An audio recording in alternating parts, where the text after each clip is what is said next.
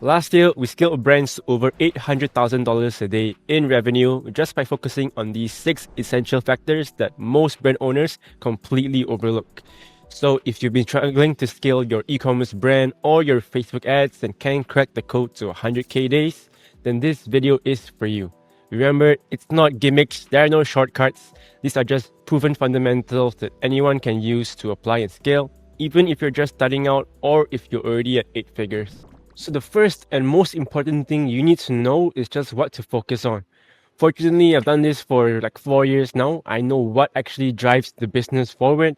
Because the first 2 years of me scaling e-commerce brands, I was obsessed with things like, Facebook ad media buying strategies, things that don't really matter. Things like, oh, cost caps, bid caps. Oh, this guy, he's running some crazy strategy. Let's test it out. Or, oh, this guy is running some different method of testing ads. No wonder he's successful. So whenever I found that performance couldn't scale, I'll jump into those type of things. But the thing is, performance never really took off after I tested all those new strategies, and nothing was consistent as well. Only thing that will consistently scale your brand is two things: your creatives and your offer. No matter what media buying strategy you run, if you hit a winning creative, it will scale regardless, which is why it's one of the most important things you need to focus on. Could you double your business overnight with a media buying strategy? Probably not, or at least nothing that's truly sustainable. You might pump your account up for one day, the rest 6 days. With focusing on creatives, when you hit a winning creative, you might be able to double your spend at the KPI you want, which basically means you just doubled your business. And for traditional businesses, doubling your business is crazy, right? But in ecom, if you were to get a winning creative every month, that means maybe you could double your business every month. 6 months down the line, you do that for 6 months straight, you'll be chilling, flexing in your Lambos. So that's the most important thing you need to focus on: your creatives and your offers. Let me show you in real time why it's actually so important. So jumping in the ad account, we're looking at the week from January 4th to 10th. In this ad account, this DCT54 ad is currently doing the best, spent a good amount with pretty good returns, but overall we're only spending 20K this week at a 4x returns. But the next days, we launched a new creative, DCT56, which when you first start testing out may not do so well, but give it a bit more time. 1 week after we launched this new creative, remember we were spending 20K, now it's 30K. Okay, we managed to increase 10K, but we just started testing the creative. What if we let it cook for longer? And okay, let's let it cook. Week later, now we're spending 60K at similar returns. So essentially, I just 3x my business. Revenue 3x, spend 3x, returns not much difference. What is the only difference? Remember, 54 was getting most of the spend. Now 56, my new winning creative took off. What was the difference? Nothing. So imagine, you know what to focus on. If you could get this every month, you'll be scaling your brand very, very hard. Which is why when we focus on those small things like media buying itself or all these new strategies you see people talk about, those may not make such a big impact and they're not very consistent. If you consistently worked on new creatives, you have a system to consistently have a plan to improve your brand. You've just seen that this strategy works, but how far can you actually go with focusing only on the creatives? So one of my good friends, he's skilled to over $300,000 a day. All he focuses on is just creatives and landing pages, which I'll cover later. Doesn't even have Google set up. People always say diversify, which is a good idea. For him, he only focuses on one thing: ads. He pumps out winning creatives, skilled to over $300,000 a day. Which goes to show, even if taken to the extremes, if you just focus on the creatives, you will scale like crazy still. Which is why it's one of the most important things you need to focus on. Now you know what you need to focus on, your creatives and your offer. How do you actually go about creating those? And before you go about creating it, there's an important step you need to take, and that is research. Research itself is a super important skill. Most brand owners who do over 100 million per year, if you ask them what is their best skill, a lot of them will say research. Why is it so important? Imagine this. You sell your product, there's a ton of different competitors out there who sell the same thing, whether you think it's a bit different or not. Let's say it's the same exact product. How do you actually stand out from your market, and why would people purchase from you instead of other people? The analogy is this. If you got out the shower and you saw an ad that says, "Hey, did you get out the shower?" How did you know that? That's crazy, right? That's the type of understanding we need that you get from only from research. If let's say you were to sell something for back pain, let's say someone who has back pain, they have seen a ton of different solutions in the market. Physio, chiropractor, injections, whatever it is. So why would they purchase from you instead if there are so many other solutions in the market already? And there are people selling the same exact product as you. Why would they purchase from you instead of them? Think about this, okay? Let's say if the customer had back pain or neck pain on a very specific part of their neck and they only got it because they were working hard labor for the past few years. Yes, they have seen these chiropractors and stuff, but what if your ad called them out specifically? Hey, do you have neck pain in this part of your neck because of your hard labor for many years? They'll be shook as well. They'll be like, no way. How did it know that? And they'll think, oh, this product or solution that they're offering me is made bespoke specifically just for me compared to all the other solutions in the market. Although other people might sell the same product, they'll purchase from you because they might feel that this product is made specifically for their situation, right? Although it could be the same exact thing. And that's the importance of research. It's exactly how you're going to stand out from your competition and outscale your competitors. And it doesn't just apply to creatives. Everything you do with your brand, your customer service, your landing pages, your emails, etc., require research and understanding of the customer. So now we know the importance of it. How do we actually go about doing research? All right, so we're gonna be doing research on back pain for construction workers. And an important thing I want you to understand for research, you don't only do research on one place and you don't only do research once. You want to do research as in as many platforms as possible, wherever you can find information, whether that's cold calling, different websites, etc. But let me just show you a few ones that we like to use. So the first one is called Shulex. So what it is you go on Amazon, you see like let's say you're selling something for back pain for construction workers, right? So okay, I look at Amazon, I search okay back pain. This is a type of product that I found already. Maybe you're selling something similar to this, or if you're not, you still want to look at potential solutions. So instead of going and looking at the reviews manually, we use a tool like Shulex, for example. So what Shulex is basically it summarizes the reviews overall. So it saves you time, tells you okay, in this product listing, people are like these parts, the pros, they don't like these parts, the cons, where do they use it as? So okay, now that you understand this, if you were to sell, let's say, a similar product but it's different, okay, this product has sizing issues and it's uncomfortable. Okay, maybe in your ads or whatever, you can say, oh, dealing with uncomfortable back braces. Okay, there's an ad idea. Okay, people enjoy support. You can mention as well. Ours has no sizing issues and good support, and you can use it for whatever the scenario is, back pain relief, etc. So that's one, and it's really good to look at other similar solutions or products so you know how to position yourself as better than them. Besides that, sites like Reddit as well. You can go and search, oh, let's say it's for construction workers, r slash construction, or you can just search it up, back pain for construction workers. You read these threads, what do actually people say? And you be surprised that people mention very specific scenarios that you will not think of unless you were one of your customers. So this is how you get into the head of your customers really. You want to see how they think, what scenarios do they go through day to day. Okay, let's say this guy, car accident at 19. Okay. Maybe that's a scenario you can mention in your ads. Maybe you work construction, but you always have pain since you have car accident. Could be a very odd specific scenario that some people will relate to. You get comfortable boots, insole, etc., ball mattress, etc. Okay, this is what people have used and have helped with them. How do I tie in my product along to that as well? I had back pain all my adult life. It sucks and can be debilitating if don't act quick enough. Okay, maybe you can mention that in your ads as well. From like older construction workers' experience, you have to get it fixed ASAP. So really need to dig deeper into why they want it in the first place. If not, they might get long-term disability probably don't want that. What else is there you can find? These very specific scenarios, like this guy. I'm double your age. Maybe your ad could be about someone who is much older than them who still has a good back. What advice would they give for a younger construction worker? Okay, you can do this, you can do this. You can also get this product that helps. That's how you tie in your product. So that's how you use Reddit research as well.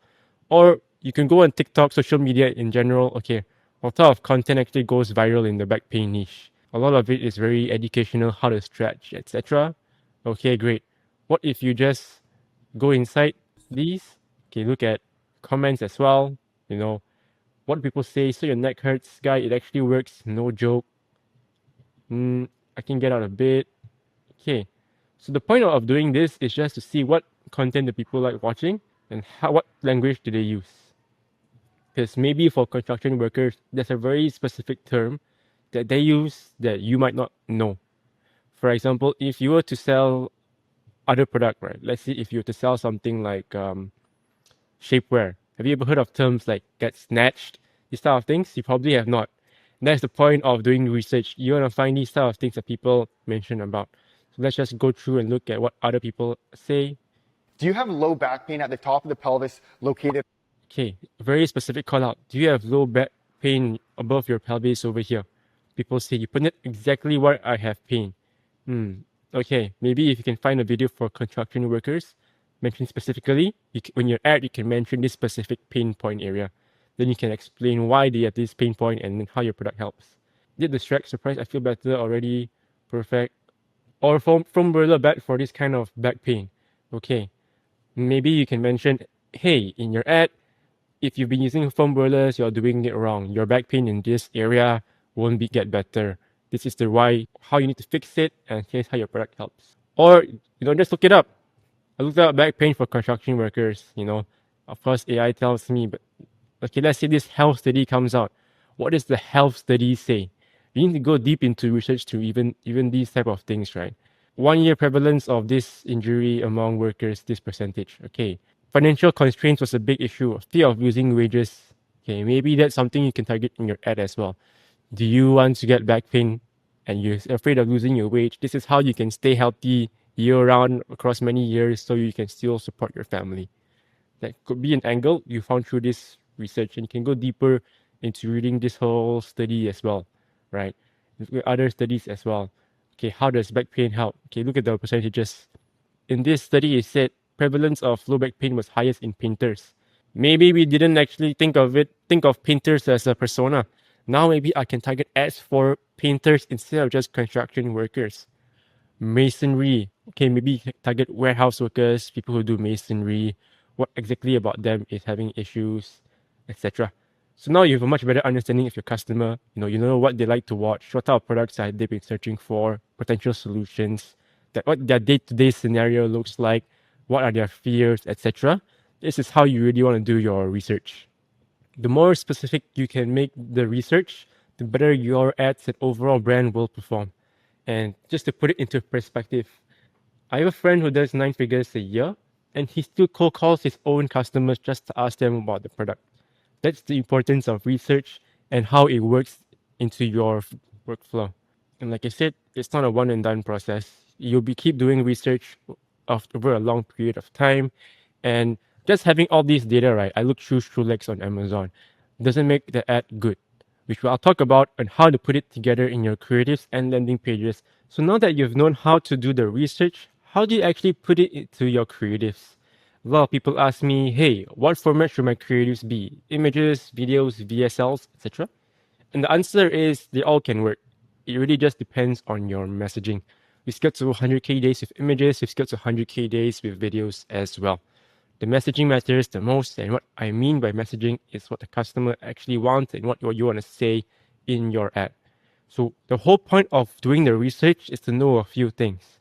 What the customer wants, which we call desires, who actually is the customer, personas. We've covered multiple personas, right? Like how we saw there are masonry, construction workers, painters. There could be many, many personas. You need to know which specific ones you want to target. The language you will use for a painter and construction worker, very, very different. So, the desires, the personas, And the last step is to know how to position that messaging, which we will cover. It's called market awareness. All right, so how do you position your overall messaging? And that's awareness stages. Before I dive deeper into the process of creating the creative, this is a simple concept that I would like to explain to you guys. It's part of a much deeper training that I've done. I'm just giving you guys a small snippet. So awareness stages are basically the funnels. As in, you might have seen people talk about top of funnel, middle of funnel, bottom of funnel. It's pretty much the exact same thing as well. So the top of funnel starts from unaware, the bottom starts goes to most aware. So why is this important? You need to know how to position your messaging because your audience could be in a different stage of the funnel. If let's say your audience doesn't even know what your product is, but then you keep telling them, "Oh, my product is the best." Okay, the audience is in, let's say they are in problem aware. They know they have a problem, they don't know about the solution yet, but all you tell them is, "My product is the best." They probably don't care about what you have to say anyways, because they don't even know how your product solved the problem. You don't tell them that. On the other side, okay, let's say if you're in a very competitive niche, let's say you were to sell supplements. What if you were already targeting like a biohacker person, someone who's already very knowledgeable about the supplement? You're not gonna tell them, hey, my fish oil solves your cholesterol problems. They know that. Why are you telling them that again? But if you tell them, hey, my fish oil is the best because it's lab tested, whatever, you've just served a product aware messaging to a product aware audience. It's how you actually want to position your creatives. And it's very important, like I said, if it's missed the line, your audience will not really care and no one's gonna click and purchase from you anyways. Unaware just means that, hey, they don't even know that they have a problem yet. If you want to sell to, let's say, construction workers, it could be, hey, maybe it could be a statistic, right? It's stories, secrets, or infotainment that tells people about this. Let's say they are a young construction worker, they're 19, don't have any problems yet. Give them a statistic. Did you know that when people in construction hit 30, they have this issue because of whatever? Okay, now you just created a problem for them. Then you funnel them through all the stages below. That's the importance of the positioning. You don't necessarily need to go higher up the funnel to scale, especially if you're selling to a big market like the US. Certain niches, you can go lower down the funnel, like product aware, and you can still scale. Like I said, the fish oil example also, it's very hard to tell people what fish oil is because a lot of people already know it. So in that case, you can't either you need to position it to someone who has never heard of fish oil in their life, which could be a case as well. Maybe it's a new problem that fish oil solves that people have never heard of. Okay, then you target them unaware, up the funnel. If not, you need to target product aware, which is two different audiences. Product aware, like I said, will just mean that people who already know about fish oil, you tell them why you're the best, which could still get very hard. We scale to 6-figure days with product aware markets as well. Unaware, we've also scaled to 6-figure days. They can all work. It depends on the messaging you want to put out and how sophisticated is your audience. Perfect. So now you just covered the most important fundamentals before creating your creative, who you want to target, your persona, what you want to target, your desire, and how to position it. A lot of the times, creating a winner ad is just, okay, from your research, say visual research on social media, okay, you know what they like to watch already, pair it with messaging they want. Okay, from your Reddit research, from your study research, these are the things that people are actually concerned about. How do you combine that together with the things they like to watch so they both stay engaged and they convert? Which, since you know the fundamentals already of the desire, persona, and stages of awareness, we will now cover a live example of how to piece it together. Alright, now that you've done the research, let's have it all laid out. Okay, let's say from the studies you found, you figured out that your audience is a 30-plus-year-old man who lives in the suburbs because they want better education for their kids. But they have back pain, they want to take off from work so they can financially support their kids. And in the scenarios you see on Reddit, people say they don't want to go to physio because it takes time off working. And but the issue is they get home, they can't even do anything except rest their neck. So this is your persona. As specific as possible. What is their day-to-day struggles? What do they do? Etc. And it's important because the language you use from someone who's 30 plus year old in construction compared to someone who's 18, different. 3+-year-old, maybe they just want a solution. Maybe if they're 18, you just want to frame it as future proofing for them. All right. Next, when you do more of the research, you have it more laid out.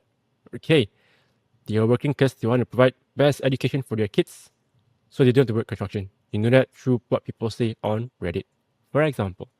Okay, but then you go on TikTok comments as well. When people are saying, hey, I don't even get to spend a lot of time with my kids. When I get home, I can't get spend any time with them because my neck hurts, I gotta rest. That's the desire. So let's say the desire is to spend more time with their kids, which is seems like a far stretch. How can your back pain, neck pain product help them spend more time with their kids? Which we will cover in a bit. And from your research on Instagram or TikTok, you figured out, you know what people like to watch in this niche. It's actually like skits of relatable, funny construction workers, and the ones that go viral tend to be these dudes wearing construction outfits. Okay, now that you know who the persona is, you know what's their desires, what they want, and you know what they actually like to watch. You'll just be piecing together the messaging, what they want, into the format they like to watch. Most of the cases, it's how you create a winning ad. And how do you position it lastly? So based on my Amazon research, for example, I figured out a lot of people who purchase this product haven't actually tested other products in the past. So, okay, I'm going to talk about solution aware positioning, which just means people already know they want a solution to their product, but they haven't seen yours yet. Okay, so in that case, very simple. All you need to say is, hey, we're just going to give them the product as a solution. Hey, do you have back pain? Here's the product. All right. From all this research we've done, my concept I came up with is to create a funny UGC skit because it's what customers like to watch organically. And it's going to be about how to solve C1 neck pain for construction workers. Okay. And it only spends 5 minutes of your day so you can spend more time with their kids. This is going to be the ad concept. So let's say the ad starts off. Okay, what we found out here, what's the viral are? The dude's wearing this.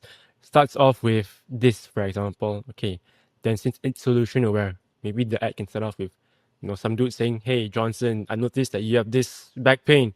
Why don't you go solve it? I use this product." Then he says, "Oh, I can't. I can't because it takes too much time out of my day, and I want to spend more time with my kids, but it's been hard. I gotta fund their Kool-Aid. The kid likes Kool-Aid, something like that." Then they talk about it. Then, the kid talks about how this product saves them time and solves their specific neck problem. Then you can spend more time with their kids. So this is my overall concept I came up with through the research. And a lot of work and research was done just to create this one ad concept. But each ad you put out needs to have this type of hypothesis or research behind them. If not, it's hard really to scale because your ad will just seem like a super generic ad. And you want your ad to be very, very relatable to one specific audience to exactly what they want. It's how you stand out from your market through your marketing, right? If not, there's a ton of different products out there, ton of different solutions out there as well. There's no reason why people will purchase from you unless you can be super, super relatable to that one avatar. And a lot of cases, people get stuck at 100K per month because they don't know how to do this overall. You can create creatives, you can copy whatever people are doing, you can scale to a certain point, yes. Until you figure out how to really do your research and create this type of ideations, it's hard to scale. If you copy competitors doing, you'll always be one step behind of them. There's no reason why people will purchase from you instead of them. Unless you have new, fresh ideas people haven't targeted, you get through this research. And that's how you want to scale from 100K per month to $1 million a month, having more intent behind your ads.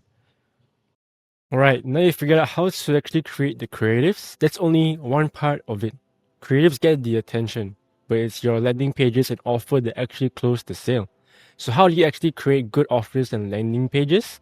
And contrary to what people think, it's not offers like buy two free one, buy three free two. Those aren't the things that make or break your conversions behind your website. So what is it actually? An offer is made up of four things. If you read $100 million offers by Hormozy, it's your perceived likelihood of achievement, what is the desired outcome, the time to achieve it, and the risk they need to get there. So how do we actually position this into our landing page or our website?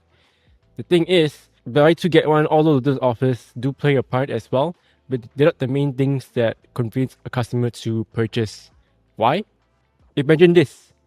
If you sold the cure to cancer, and not only that, okay, the cure to cancer is immediate and 100,000 people have tried it with no side effects. You're pretty much an instant billionaire at that point. You can charge for whatever you want. People will buy. Because your offer is so strong. Because why? Desired outcome is there. It's easy to get. Everyone has done it as well. Social proof is there. So that is part of your offer. And if you can't position that in your product through just buy two free one or whatever, your offer is everything that goes from your creative to your landing page. If your creative say they can achieve this one part without much risk, that's part of your offer as well. And I won't talk about the buy two free one stuff offers. There can be a separate video about it. The most efficient way that you want to position your product this way is through landing pages. So let me show you why it's so important. Right, I'm gonna expose the very well kept secret. A lot of big 8 to 9 figure per year brands do this. Look at brands like Rich, 9 figures per year. They launched 67 ad copies, but they have 83 landing pages. They have more pages up than ad copies, and there's probably a good reason for that. You look at their landing pages. Okay, where is most of the traffic going to? Okay, most of it is going to this page. What page is it? Drum roll. It's a landing page. Why is that? There's probably a good reason why these big brands do it, right? And one of my friends came to me for advice. He was stuck at 300K per month, plateaued for a few months. I just asked him to do this one thing, started scaling the day after. What you need, instead of focusing on all the small things, or split tests like CRO, people ask me, what do I do for CRO? The best thing you could do is ad-based CRO, creating landing pages for your winning ads. Why waste time creating a new landing page that you don't know might work or not? What if you just took your best ad, just created, landing pages for each of your winning ads? They have an angle from the ad. The ad says, okay, it's for neck pain. You go to a product page says general back or neck pain. But then if they go to a landing page, neck pain on your ad, neck pain on your landing page. Same messaging. Which one is going to convert better? Probably the one that is much more congruent, right? So, like how you have winning creatives, each winning creative you might be able to double your spend. Great. What if you could also do the same thing with landing pages? You might test a split test on your site, split test the menu or whatever these functions are, right? But maybe it's 10% lift. What if you could double your spend with landing pages as well? Winning ad, winning landing page. If you have two sites working together, you'll be scaling very, very hard. So this is why these are the two things I tell you to focus on. It's what we've done, it's what a lot of these big brands do as well. So just create ad congruent landing pages to your current winning ads. Same angle on the landing page, same angle to your winning ad. What format to create? You can use tools like Atra, for example, for inspiration. Atra lets you look at what is working the best for other brands, their landing pages, which ads have run the longest. So very, very helpful for us as well. But we tend to not look at this too much, just for inspiration. End of the day, it's the messaging that matters the most. In the previous sections, we talked about awareness stages, for example. If someone was unaware, then you might need a more educational page. If they are lower down the funnel, maybe they are product aware.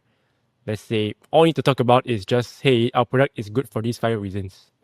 The messaging, the stages of awareness determine the format of the landing page you should create. The main takeaway is make landing pages for your best ads, congruent on the page, congruent on the ads. That's how you want to scale even harder. That's one of a big hack that you guys need to be testing. Perfect. Now you know what you need to focus on, your creatives offer, and how to go about executing those. The next thing that you need to know is something that's very, very important. You will get into it. And let's say you have this scenario where you tested like 100 creatives. Nothing worked. I've seen time to time again. People say they test a lot of creatives, nothing worked. They go about and blame it on something else. They say, oh, maybe it's my media buying structure that is the problem. Let me go about and keep finding random media buying structures. I've been in the same boat. I've seen and coached multiple people who were all in the same boat as well. And this is a very deep thing in your mindset that you need to understand. You need to take accountability for everything that happens, no matter good or bad. And most cases as well, you need to know that it's still the creatives and offers, but it's gonna take a lot more effort than you think it's needed to succeed. And I have a solution to it as well, which I go into later. But stop reflecting your skill issue onto these other things. You look at other things, media buying structure, your crazy new ad platforms. If you really focus on these two things, you will scale. I've coached people where, they were stuck at 20K per day for 6 months straight. 6 months straight, you guys get stuck. Most of you guys will think your product is dead and move on. 6 months straight, we did nothing else but create more winning ads. It took us 6 months, but we hit one winning ad, suddenly scaled to 100K plus per day. Because why? We knew what we needed to do. All we did was just hammer it down for 6 months straight, which a lot of you guys will think your product is dead already. The effort that is required is often more than you think is needed.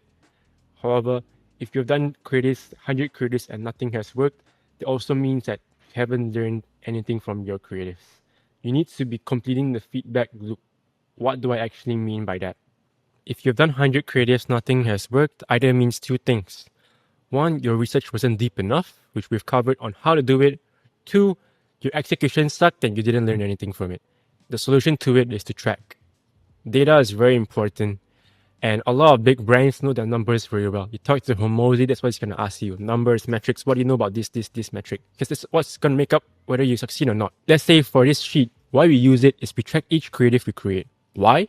We need to know for each creative which avatar desires awareness stage, why we want to test it out.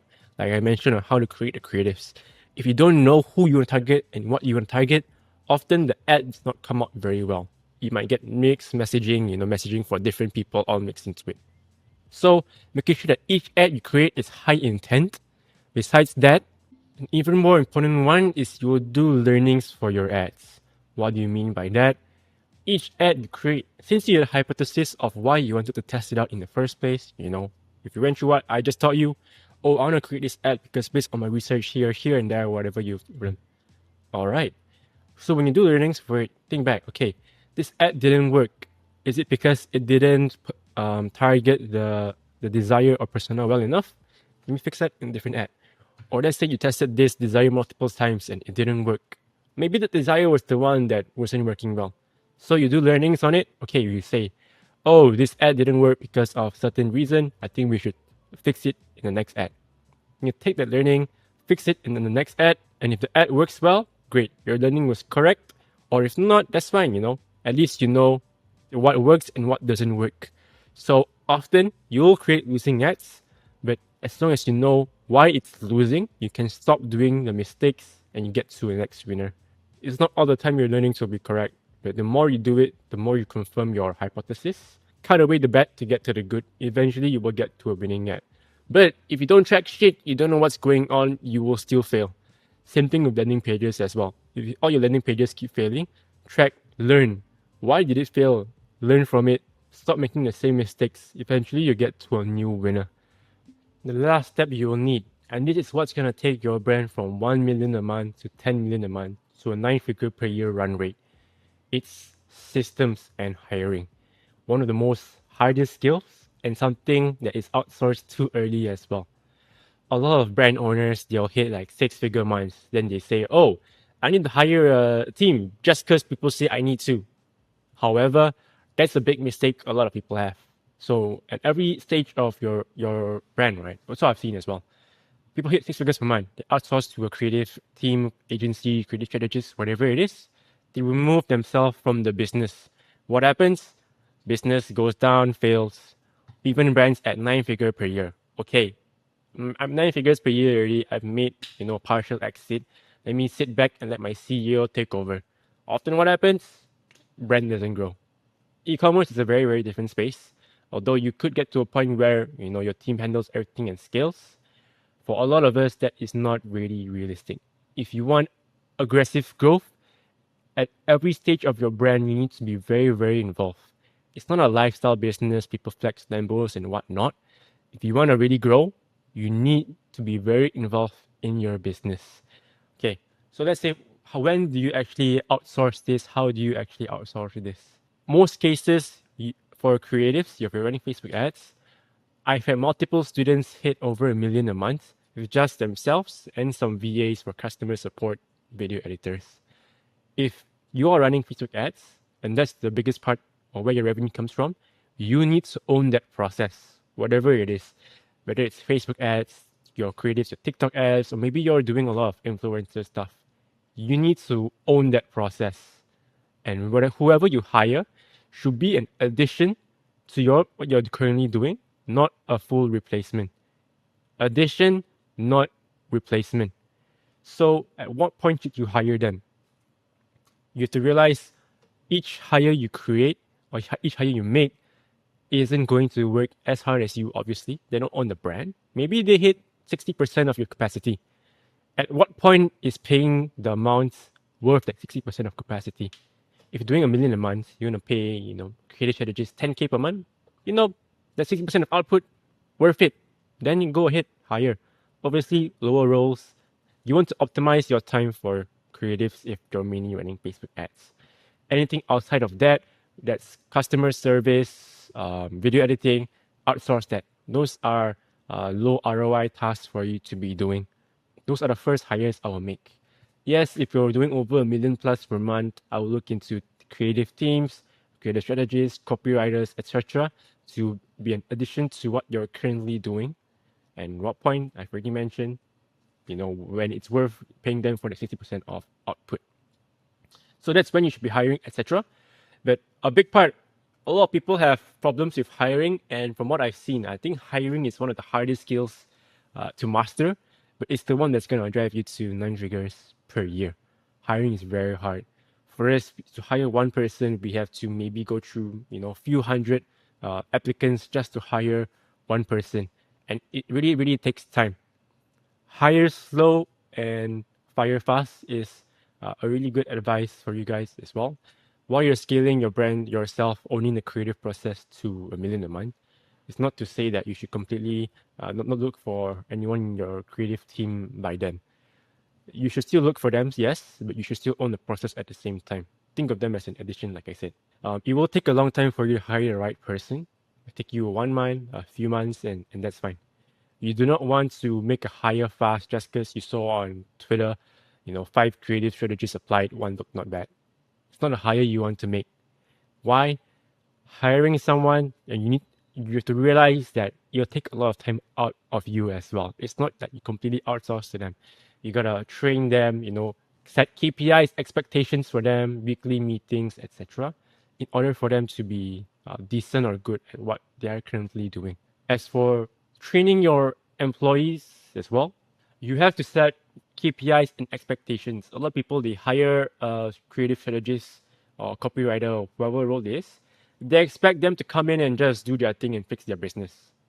They don't even know how you operate, right? So each hire you make, no matter C-suite or whatever, you need to set clear expectations with them and KPIs. Okay, every week, this week I need you to hit this. Next week need you to hit that or do this. Okay, then every week you review with them. Okay, did you do this? Great. Or let's say they wrote a copy. Okay, you did this. Great. Let's review it together on a call to improve on it. That's how you want to train your team. That's how you should think about hiring your team. I won't go into hiring strategies in this video. That's too much sauce. But figuring out this system is the most important thing. And the last tidbit I will give you, and one of the most important ones in terms of how to find a good hire, like I said, I won't go into strategies itself, but it's about incentives.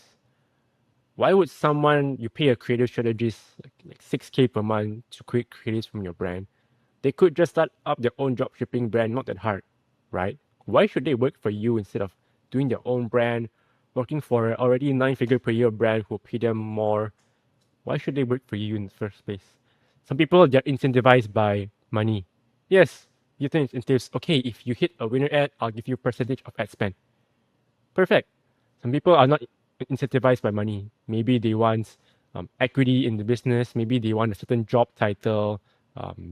or maybe they want to lead a bigger team, they want ownership, achievement, etc. It's very important before you hire someone, you ask them what they really want to do and how you can help them achieve it. If your incentives are aligned, that's how you really scale fast because you guys want the same thing. However, if you just want someone, first find someone who wants to get paid 10K per month and do not much, and just piss off when the clock hits. That's not really the type of person that you should be hiring. Very important for you to ask. You need to make sure that each employee as well, you have a plan for your business to also help them achieve their goals. If you look at real world examples of this, look at a company like Telegram. Telegram is a multi-billion-dollar company. They only have 10 plus employees. Why? There's no point why you need so many people in your team. Hire only when you really need to, not because someone says you should. And you need to optimize your processes so that you don't need as many employees to be able to operate. And just like Telegram, lean team, optimize systems, hiring only the best of the best, and having sure everyone's incentives are aligned. Companies like Nvidia, have you seen Nvidia recently? Crazy growth. And you've heard the news as well. Most people who work in Nvidia are millionaires. Why? Because they were given equity in the business. They had incentive to grow the business, which is why you see not only their employees millionaires, the brand, the business had crazy growth. If you could align your incentives just like they did as well, your company will also have crazy growth. Which this is just some examples, not just nine-figure ecom, the brands that are doing multiple billions. So if you're still wondering whether scaling to an 800K day really is that difficult, it just comes down to your strategy and mindset. Along the way of scaling to 800K day, we created a lot of systems and internal SOPs to train up our team. Everything from creatives, how we get UGC, how we create landing pages. And I gave it to a few friends of mine and they scaled up to 100K day as well, which is why I created my consulting program Evolve, which is meant for people who are doing over 100K per month. If they want a more hands-on approach, they want me to take a look at what they have going on and show you behind the scenes of what we are doing, that's exactly what Evolve is for. Besides that, I could give you a ton of information in this video, ton of information in the consulting program, but it doesn't matter unless you take action. So if you really want to succeed, your next step is, will you take action?